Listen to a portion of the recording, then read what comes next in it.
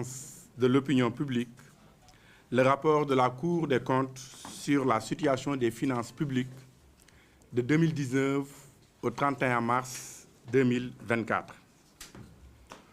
Tout d'abord, nous tenons à saluer l'exercice de transparence enclenché par le gouvernement du Sénégal depuis sa mise en place en avril 2024.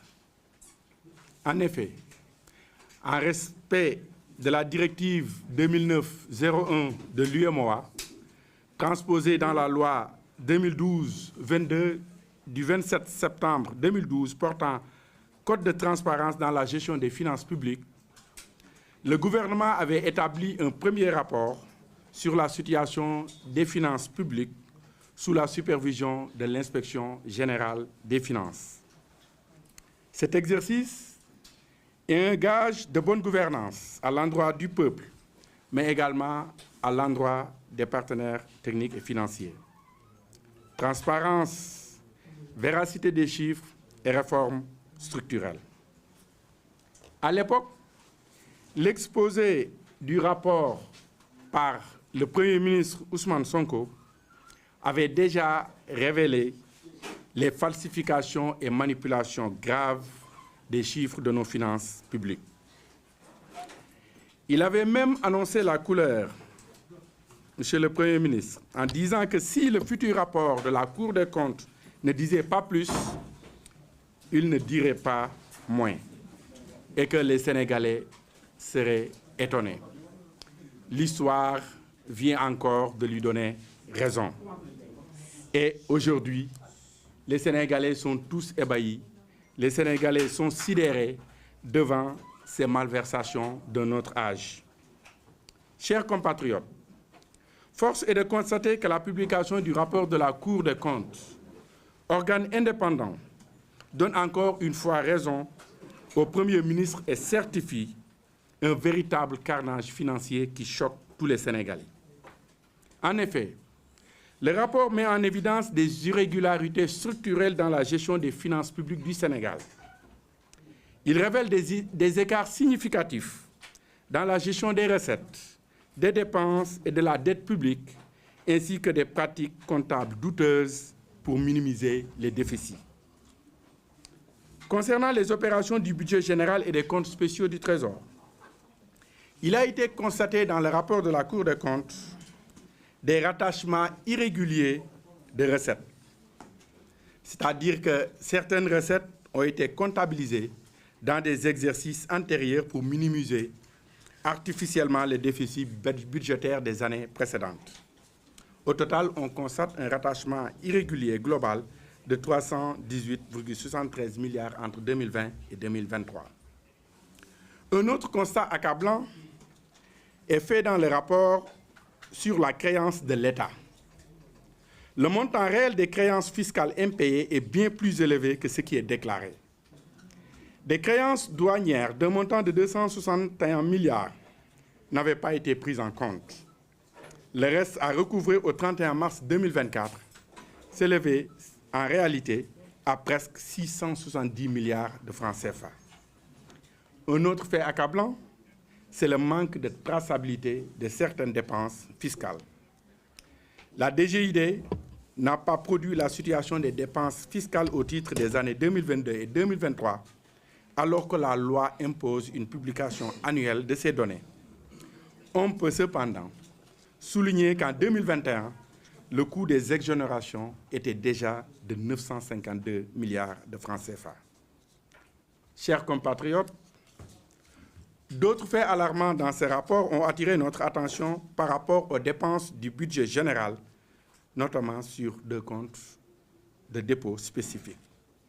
Il s'agit tout d'abord du compte de dépôt Cap Gouvernement, où on note un décaissement de 1 343 milliards sur la période couverte par le rapport sur ordre du directeur général du budget, qui n'est pas gestionnaire du compte. Sur le compte de dépôt du programme de défense des intérêts économiques et sécuritaires du Sénégal, 303 milliards ont été dépensés sans obligation de justification prévue par l'article 6 du décret portant création du dit programme. Concernant la gestion de la trésorerie et de la situation de l'endettement. Le rapport de la Cour des comptes met en exergue une situation extrêmement alarmante, je dis bien extrêmement alarmante, sur l'endettement de notre pays qui devrait inquiéter tous les Sénégalais. La dette publique nette dépasse de loin les chiffres officiels, en raison notamment des prêts bancaires hors circuit budgétaire, c'est-à-dire en dehors de l'autorisation de l'Assemblée nationale et non tracés dans les lois des finances sur la période concernée, ni dans les écritures de la direction de la dette publique, qui est normalement le service ordonnateur. Partant des déclarations des établissements de crédit installés au Sénégal, la dot globale de l'État et ses démembrements vis-à-vis du secteur bancaire s'élève aujourd'hui à 3 816 milliards au lieu de 2 219 milliards annoncés par le défunt régime, soit 1 597 milliards non tracés. Par ailleurs, durant la période couverte par le rapport, c'est-à-dire de 2019 au 31 mars 2024, l'État a toujours dégagé un surplus de financement à l'exception de l'année 2022. Celui de 2023 s'élève à 604 milliards. Le surfinancement de 604 milliards convenu avec les FMI, c'est ça pour l'année 2024, dont une partie frauduleusement utilisée en 2023. Il y a eu aussi des manquements graves dans la gestion des dépôts à terme. Des DAT d'un montant global de 141 milliards ont été cassés et non reversés au Trésor public, sinon à des tiers sur instruction du ministre des Finances, en charge des Finances. Ceci est d'autant plus grave que c'est en violation du décret 2011-1880 du 24 novembre 2011 portant règlement général sur la comptabilité publique. Un autre constat met en lumière l'emprunt obligataire sous forme de sukuk d'un montant de 330 milliards de francs CFA par la SOGEPA. Dans le cadre de la réalisation de cette opération, l'État du Sénégal a procédé à la vente de 10 immeubles de son patrimoine bâti, dont le building administratif, pour un montant de 247,33 milliards de francs CFA.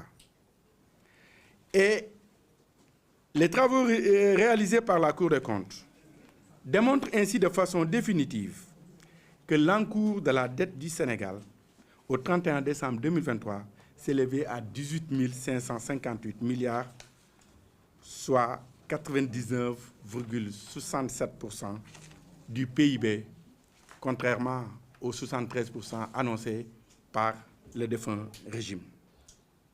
Chers compatriotes, nous venons de passer en revue la synthèse du rapport de la Cour des comptes sur la situation des finances publiques, qui a fait état d'un carnage financier sans précédent dans l'histoire politique de notre jeune nation.